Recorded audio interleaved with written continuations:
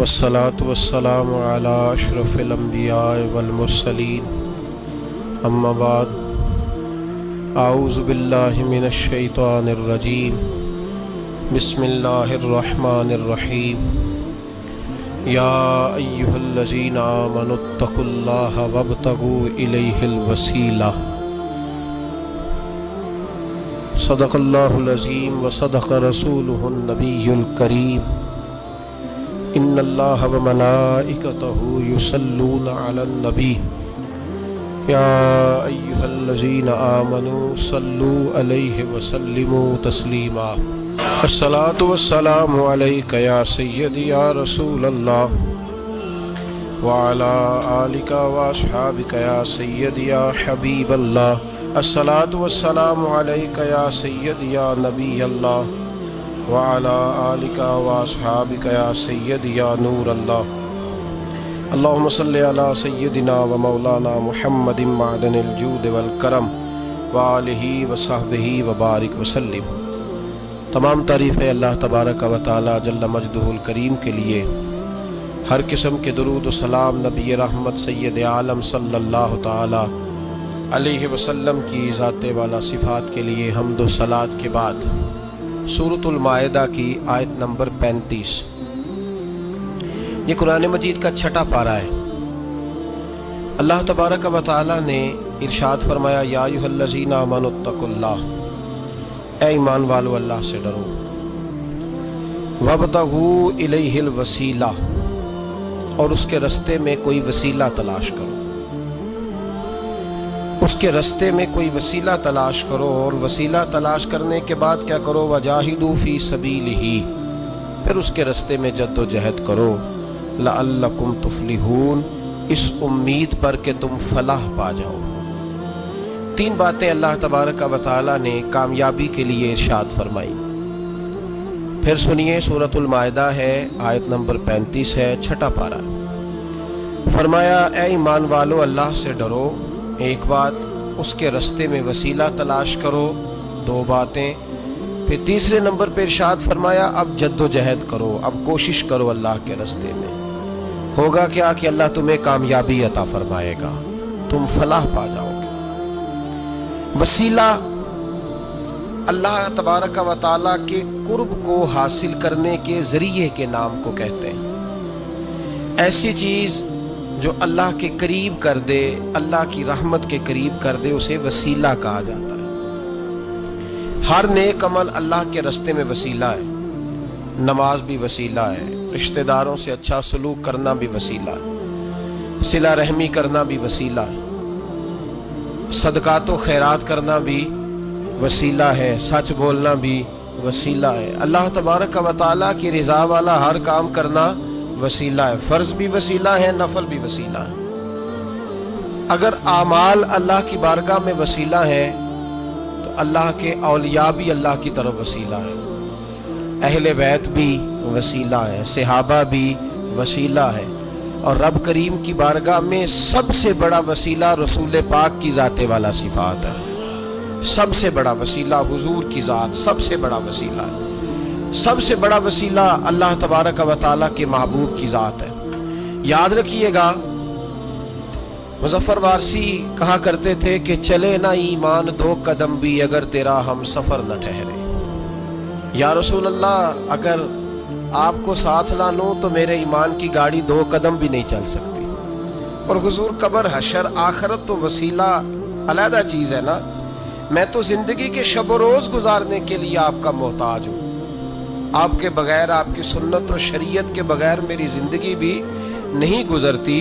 کہنے لگے چلے نہ ایمان دو قدم بھی اگر تیرا ہم سفر نہ ٹھہرے، اور تیرا وسیلہ دیا نہ جائے تو زندگی معتبر نہ ٹھہرے۔ اور لبوں پہ ایاک نستعین ہے، پر میرا اس حقیقت پہ بھی یقین ہے، اگر تیرے واسطے سے مانگوں کوئی دعا بے اثر نہ ٹھہرے۔ نبی پاک بھی وسیلہ ہے، نیک اعمال بھی وسیلہ ہے۔ دو تین قسم کے گروہ پیدا ہو گئے ہیں امت مسلمہ میں۔ یہ وابتغوا الیہ الوسیلہ کے تحت شاہ ولی اللہ صاحب محدث دہلوی رحمۃ اللہ تعالی علیہ، جو امت مسلمہ کے متفقہ امام ہے، تمام مسالک جن کا احترام کرتے ہیں، شاہ ولی اللہ صاحب نے لکھا ہے کہ وَابْتَغُوا إِلَيْهِ الْوَسِيلَہ سے مراد یہ ہے کہ اللہ فرماتا ہے اکیلے نہ آ جانا، کسی مرشد کامل کا دامن تھام کے آنا، ایسے اکیلا نہ آ جانا کہ تیرا کوئی وارث ہی نہ ہو، کسی کا دامن تھام کے۔ اب 2-3 جماعتیں پیدا ہو گئی، ایک سرے سے قائل ہی نہیں وسیلے کے، وہ کہتے ہیں جی نماز کا وسیلہ دے لو، روزے کا وسیلہ دے لو، حج کا وسیلہ دے لو، نبی پاک کا نہ دینا۔ وہ خدا کے بندو، نماز کا وسیلہ دینا درست ہے، میں نے شروع میں کہا کہ یہ بھی وسیلہ ہے، لیکن نماز پتہ نہیں قبول ہے کہ نہیں قبول۔ روزے کا وسیلہ دینا درست ہے، پر پتہ نہیں وہ قبول ہے کہ نہیں۔ حج کا وسیلہ دینا حرج نہیں، دینا چاہیے، لیکن پتہ نہیں ہمارے حج ٹوٹے پھوٹے ہیں، قبول ہے کہ اس رسول کا وسیلہ کیوں نہ دیں جو ہر حال میں اللہ کی بارگاہ میں قبول ہی ہے، ہر حال میں اللہ کی بارگاہ میں۔ بلکہ اعلیٰ حضرت فرماتے ہیں باخدا خدا کا یہی ہے در، نہیں اور کوئی مفر مکر، جو وہاں سے ہو یہیں آ کے ہو، جو یہاں نہیں تو وہاں نہیں۔ تو یاد رکھیے گا نبی پاک کا وسیلہ سب سے معتبر وسیلہ ہے۔ اب لوگ اس جھگڑے میں پڑ گئے، اور جتنی جتنی تعلیم عام ہوتی جاتی ہے لوگ دروازے رسول سے دور ہوتے چلے جا رہے ہیں، بجائے اس کے کہ محبت رسول بڑھتی، نبی پاک کا قرب بڑھتا، اور ہم بھی بادشاہ لوگ ہیں، جس مرضی کی بات ہم سننی شروع کر دیتے ہیں۔ اور خدا کے بندو سنو، زندگی نبی پاک کے بغیر نہیں گزر رہی تو قبر حشر میں حضور کے بغیر کامیابی کیسے ہوگی؟ یاد رکھیں اور سمجھیں اس بات کو، اور اپنے عقیدے کو پہاڑ سے زیادہ تگڑا بنائیں۔ اس میں کوئی شک نہیں کہ نیک اعمال بھی وسیلہ ہیں، پر بھائی مجھے تو اپنی نماز پر اعتبار نہیں، اس لیے کہ میں خلوص سے پڑھتا ہی نہیں۔ کئی جگہوں پہ کمی محسوس ہوتی ہے، کئی جگہوں پہ نقص محسوس ہوتے ہیں۔ روزے رکھے ہیں، ہمیشہ سے رکھ رہے ہیں، لیکن کوئی ایسا مان اور بھروسہ نہیں کہ بخشوائیں گے۔ حج اللہ تبارک و تعالیٰ توفیق دیتا ہے، ان لوگ جاتے ہیں، ہمیں بھی اللہ نے موقع دیا، ہم بھی گئے ہیں، دعا فرمائیں اللہ بار بار بلائے۔ لیکن گزارش یہ ہے میرے بھائی سمجھ لیں کہ یہ چیزیں ہماری نظر میں کرتے ہیں، اللہ تبارک و تعالیٰ انہیں سبب رحمت بنائے گا، لیکن ہمیں اس پر کوئی مان، کوئی تکبر، ہاں اگر بھروسہ ہے تو ذات رسالت مآب پہ بھروسہ ہے، نہ تیگ و تیر پہ تکیے، نہ خنجر پر، نہ بھالے پر، بھروسہ ہے تو ایک سادی سی کالی کملی والے پر، نبی پاک صلی اللہ علیہ وسلم کی ذات پر۔ اب لوگ خشک زندگی گزارنا چاہتے ہیں، خشک سی نماز، اور بس جی بس نماز روزہ سیدھا کرو، یہ ہمیں کہاں لگایا جا رہا ہے۔ ہم خود بھی آگے نہیں جانا چاہتے، حالانکہ ہم نے وسیلے بنائے ہوئے ہیں۔ کئی لوگوں نے ایم پی اے وسیلہ رکھا ہوا ہے، ایم این اے وسیلہ رکھا ہوا ہے، یار 15-20 وسیلہ رکھے ہوئے ہیں، بلکہ امیر لوگوں سے سلام دعا رکھی ہوئی ہے۔ کس لیے؟ روز دعوتیں پکتی ہیں ہوٹلوں میں، یہ سارے وسیلے ہم نے بنائے ہوئے ہیں۔ عجیب معاملہ ہے، دنیا داروں سے وسیلے ہیں، لیکن رب کریم کے بندوں سے ہم نے تعلقات نہیں رکھے۔ مزارات پہ جانا، اولیاء کی بارگاہ میں جانا، رب کریم کے بندوں سے پیار کرنا، صحابہ سے محبت کرنا، اہل بیت سے پیار کرنا، نبی پاک پہ درود پڑھنا، دنیا داری کا ہمیں پتہ ہے، ہم نے کیسے بیچ میں سے بچ کے نکلنا ہے، ہمیں کس چیز کی حاجت ہے، دعوت پہ بلانا ہے تو کس کس کو چھانٹی کر کے بلانا، یہ سارا ہمیں پتہ ہے۔ جب شادی ولیمے کے اور سالگرہ کے اور عقیقے کے کارڈ لکھے جا رہے ہوتے ہیں تو پتہ ہوتا ہے اس کو رہنے دو، اس کو آنے دو، اس کو مس کر دو، اس کے بغیر گزارا نہیں۔ ان وسیلوں کا سارا پتہ ہے۔ اللہ رسول کے وسیلے کی بات آتی ہے تو ہم بھی فتویٰ پوچھنے چلے جاتے ہیں، ہم بھی تفصیلات پوچھتے ہیں، ادھر ادھر نہ جا۔ یاد رکھ بغیر مصطفیٰ کے تیرا کوئی کام نہیں چل سکتا، بغیر نبی پاک کے تیری زندگی گزر سکتی سوال ہی نہیں پیدا ہوتا۔ یہ وسیلہ ضائع نہ کر بیٹھنا، ایسے کسی کی بات میں نہ آ جانا۔ یہ ایمان ہے، یہ ایقان ہے، یہ لذت ہے، یہ حسن ہے، یہ سرمایہ ہے، کسی جگہ اس میں کوتاہی نہ کر لینا، ایک ذرہ برابر تیرے دل میں نقص نہ واقع ہو جائے۔ یاد رکھنا نیک اعمال بھی وسیلہ ہے۔ اللہ کرے کہ ہمارے عمل ایسے ہوں کہ اللہ کی بارگاہ میں قبول کیے جائیں۔ اللہ کرے کہ ہمارے عمل ایسے، اعمال کا وسیلہ دینا 100% جائز ہے، اس میں کوئی گنجائش نہیں۔ حدیث پاک سنیے، میرے رسول پاک سید عالم صلی اللہ علیہ وسلم نے فرمایا بنی اسرائیل کے 3 لوگ تھے، نیک آدمی تھے، سفر پہ جا رہے تھے تو بارش تیز آ گئی، صحیح بخاری کی حدیث ہے، تیز بارش آئی، ایک غار میں پناہ لی بارش سے بچنے کے لیے۔ اچانک طوفان آیا تو ایک پتھر لڑک کر غار کے منہ کے آگے گر گیا، اندھیرا چھا گیا، اندر اندھیرا، طوفان ہے، پریشانی ہے، میرے حبیب پاک علیہ السلام فرماتے جب اندھیرا دم گھٹنے لگا، اندھیرا ہونے لگا، پریشان ہونے لگے، ایک بولا، کہنے لگا اگر زندگی میں کوئی نیک کام کیا ہے تو اس کو یاد کر کے دعا مانگو، اللہ کرے ہم سے کوئی نیک کام ہو جائے۔ جو ہوتے ہیں اس میں بھی ریاکاری ہوتی ہے، اس میں بھی ملاوٹ ہوتی ہے۔ کوئی نیک کیا ہے تو دعا مانگ لو۔ ایک نے ہاتھ اٹھائے اور دعا کیسے مانگی؟ اللہ اکبر، عرض کرنے لگا اے اللہ تو جانتا ہے میں نے بکریاں رکھی ہیں، میں دودھ دھو کے بیچتا ہوں، میرے بیٹے بھی ہیں، بیٹیاں بھی ہیں، اولاد بھی ہے، اور میرے پاس لوگ دودھ خریدنے بھی آیا کرتے تھے، پر اللہ میرے بوڑھے ماں باپ ہیں، میں نے اپنی زندگی کا طریقہ بنایا ہے جب تک ابا جی دودھ نہیں پیئیں گے کسی کو نہیں ملے گا، جب تک میری بوڑھی ماں کے لبوں سے دودھ نہیں لگے گا کسی کو نہیں ملے گا۔ اے اللہ وہ رات بھی تو جانتا ہوگا جب میں دیر سے آیا، دودھ دھویا تو ماں باپ سو چکے تھے۔ عرش کے مالک تو بھولا نہیں کرتا، تو بھولنے سے پاک ہے۔ میرے رب میں دودھ کا پیالہ لے کے ساری رات کھڑا رہا ماں باپ کے سرانے، نہ میں نے دودھ بیچا نہ میں نے بچوں کو دیا۔ آدھی رات کے بعد ان کی آنکھ کھلی، انہوں نے دودھ پیا۔ اے اللہ میری اماں بھی مجھ سے بڑی راضی ہوئی، میرا باپ بھی بڑا راضی ہوا۔ مالک اگر وہ عمل واقعی تجھے قبول ہے تو اس مصیبت سے نجات دے دے۔ میرے نبی پاک علیہ السلام فرماتے اس نے یہ وسیلہ دے کے دعا مانگی تو اللہ نے پتھر سرکا دیا۔ پہلے روشنی نہیں آ رہی تھی، اب روشنی آنی شروع ہو گئی۔ پتہ چلا جو زندگی میں روشنی چاہتا ہے وہ ماں باپ کی نوکری کرے، جو زندگی میں روشنی چاہتا ہے وہ ماں باپ کی بلے شاہ تو آسمانی اڈدیاں پھڑنا ہے، اور جڑا گھر بیٹھا انہوں پھڑیا ہی نہیں، ان کی نوکری کرو روشنی ملے گی۔ دوسرا بولا، اس نے کہا اے اللہ تجھے پتہ ہے میں نے کئی لوگ مزدوری پہ رکھے ہوئے ہیں، ایک شخص مزدوری کرتا تھا تو کچھ کلو کچھ سیر چاول کچھ چاول اس کی مزدوری بنے۔ مثال دے کے سمجھاتا ہوں، 10,000 کے چاول اس کی مزدوری بن گئے۔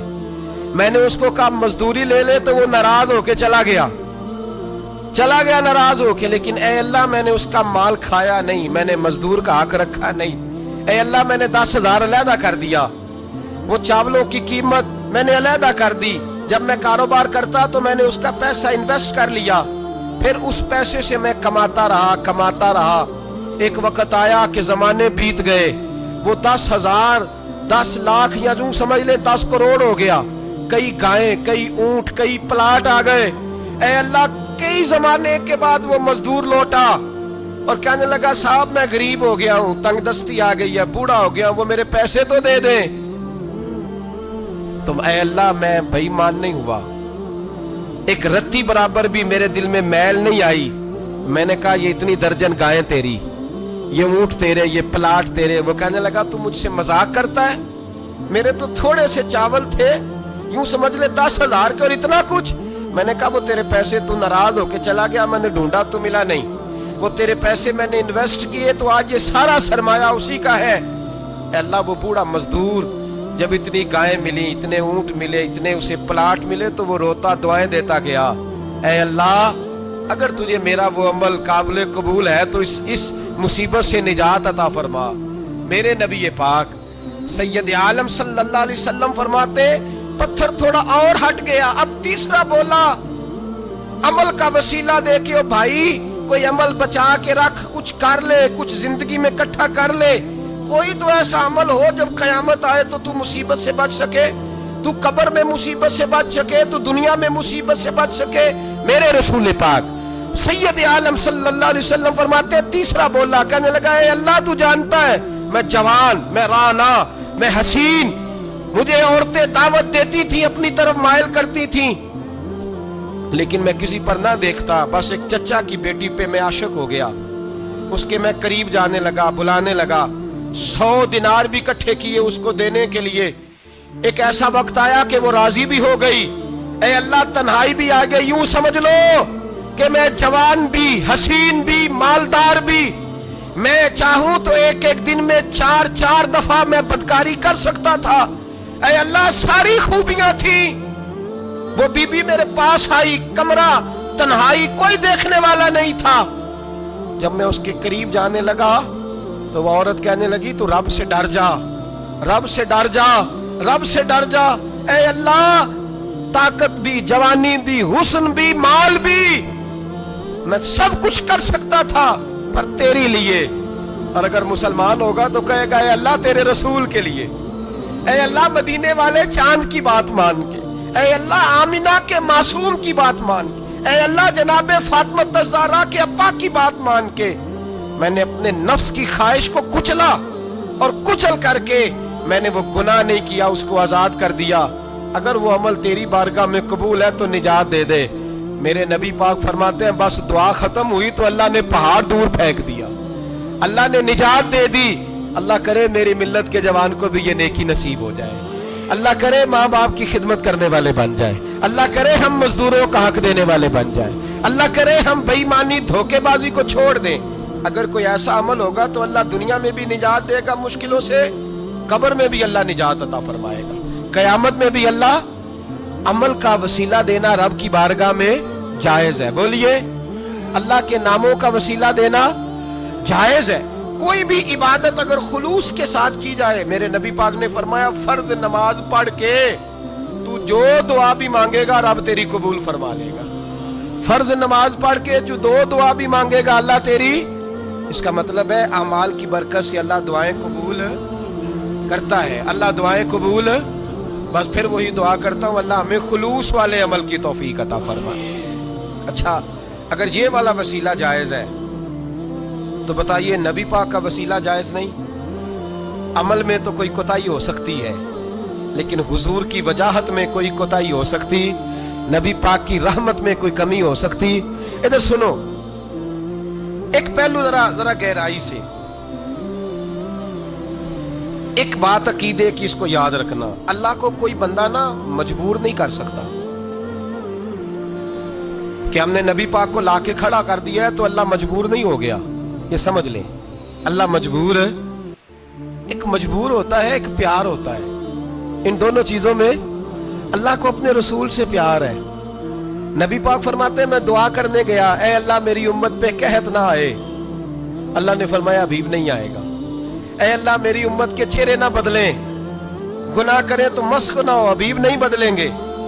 حضور فرماتے ہیں میں نے ہاتھ اٹھایا کہ اللہ یہ آپس میں لڑے نہ، توجہ کرنا جملوں پہ، اے اللہ یہ آپس میں لڑے نہ۔ اللہ یہ بھی کہہ سکتا تھا ابھی یہ نہیں قبول کرنی دعا، اللہ بے نیاز ہے نا، چاہے قبول کرے اور چاہے، توجہ کرو غور کرو بات پہ، اللہ چاہے تو قبول کرے چاہے تو، اے اللہ میری امت لڑے نہ، تو یہ نہیں فرمایا حبیب قبول نہیں کرتا، کہ محبوب یہ دعا مجھ سے مانگ ہی نہ، اے حبیب تو دعا مانگ، تو مانگے میں قبول نہ کروں، یہ ہو نہیں سکتا، اس طرح کر یہ دعا مجھ سے۔ نبی پاک نے منافقین کے لیے دعا کرنی چاہیے کہ اے اللہ اے مولا تو مہربانی فرما، اے اللہ کرم فرما، منافقین کو بھی بخش دے۔ تو میرے رسول پاک علیہ السلام فرماتے ہیں رب کریم نے مجھے منع کیا، اے محبوب یہ والی دعا، یہ دعا ہی نہ مانگ، یہ دعا اللہ کو کوئی مجبور کر سکتا، لیکن اگر اللہ پیار کرے تو بھائی دنیا داری کا چودھری صاحب کا، مولوی صاحب کا، پیر صاحب کا ایک عام مشہور مقولہ ہے، فلاں بندہ آ گیا تھا اس کو میں انکار نہیں کر سکتا تھا، کیوں جی وہ بندوق لے کے آیا تھا، کر دینا تھا انکار، فلاں آدمی آ گیا تھا پھر میں اس کو انکار، اور فلاں بندے کو ساتھ لے آیا تھا اس کو انکار ہو سکتا، کیوں جی؟ دو باتیں ہوتی ہیں، یا پیار بڑا ہے یا عزت بڑی ہے، دو ہی باتیں ہیں، یا میں اس سے پیار بڑا کرتا ہوں یا میں اس کی۔ اللہ اپنے نبی سے پیار بھی بڑا کرتا ہے اور اپنے نبی کی عزت بھی بڑی فرماتا ہے، بس یہ سمجھ لے بات۔ وسیلے کا معنی یہ ہے کہ اللہ اپنے نبی سے پیار کرتا ہے، اپنے محبوب کو اللہ بڑی عزت عطا فرماتا ہے۔ نبی پاک سید عالم صلی اللہ علیہ وسلم کے وسیلے کا یہ حال تھا کہ صحابہ ہر کام کے لیے دروازہ رسول پہ پہنچ جاتے تھے، پیاس لگی تو حضور کے پاس، بھوک لگی تو نبی پاک کے پاس، حضرت ابو ہریرہ کو حافظہ چاہیے تو نبی پاک کے پاس، کسی کو اولاد کی ضرورت ہے تو وہ رسول پاک کے پاس، کسی کو طاقت کی ضرورت ہے تو وہ بھی نبی پاک کے پاس، ہر آدمی جاتا تھا، انہیں پتا تھا دیتا خدا ہی ہے پر وسیلہ مصطفیٰ دیتا ہے صلی اللہ علیہ۔ اور حضور نے فرمایا انما انا قاسم، بخاری مسلم ہے، فرمایا میں تو بانٹنے والا ہوں، میں قاسم ہوں، واللہ یعطی، ہاں عطا کرنے والا اللہ ہے۔ میں قاسم ہوں اور دینے والا اللہ ہے۔ صحابہ ہمیشہ نبی پاک کے واسطے سے دعا مانگتے، انہیں پتا تھا اگر تیرے واسطے سے مانگوں تو کوئی دعا بے اثر نہ ٹھہرے۔ ترمذی شریف، ابن ماجہ، دیگر تمام کتب میں امام احمد نے اپنی مسند میں نقل کیا۔ حضرت عثمان ابن حنیف کہتے ہیں میں نبی پاک کے پاس بیٹھا تھا تو ایک نابینا صحابی آئے، عرض کرنے لگے یا رسول اللہ صلی اللہ علیہ وسلم میں نابینا ہوں، میرے لیے دعا کریں، اللہ مجھے آنکھیں عطا فرمائے، دعا کریں۔ اب حضور نے پتہ کیا کہا؟ نبی پاک نے فرمایا دو باتیں، یا تو صبر کر لے یا میں دعا کر دیتا ہوں۔ صبر کرے گا تو اللہ جنت دے گا، یا تو صبر کر لے یا میں۔ صحابی بڑے پیارے تھے، کہنے لگے یا رسول اللہ جنت تو اللہ اپنے فضل سے دے گا ہی، میں نے نہیں صبر کرنا، مجھے آنکھیں چاہیے، اور پھر یہاں آ کے صبر کروں، این خزانے کے پاس جا کے صبر کروں؟ حضور میں نہیں صبر کرتا، آپ دعا کریں۔ نبی پاک نے دعا سکھائی، فرمایا دو نفل پڑھ جا کے اور دو نفل پڑھ کے میرے وسیلے سے دعا کر۔ کیا کر؟ اللہ سے کہہ کہ اے اللہ میں تیرے پاس تیرے رسول کا وسیلہ لے کے آیا ہوں، اور پھر کہنا یا محمد انی توجہت علیک، کہنا ہے محمد صلی اللہ علیہ وسلم میں آپ کے وسیلے سے اللہ کی بارگاہ میں حاضر ہوں، اور پھر اللہ سے کہنا کہ اے اللہ تو اپنے نبی کی سفارش میرے حق میں قبول فرما۔ کون سکھا رہا ہے؟ بولیے کس کو؟ بولیے۔ کہا جا میرے وسیلے سے جا کے دعا کر۔ حضرت عثمان کہتے ہیں وہ چلے گئے، دو نفل پڑھے، حضور کے وسیلے سے دعا مانگی۔ فرماتے ہیں وہ چلے گئے پر ہم کوئی نہیں گئے۔ آپ کیوں نہیں گئے؟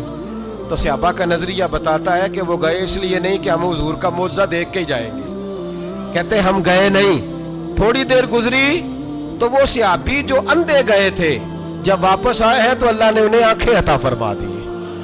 گئے تھے تو نابینا تھے، آئے تو بینا ہے۔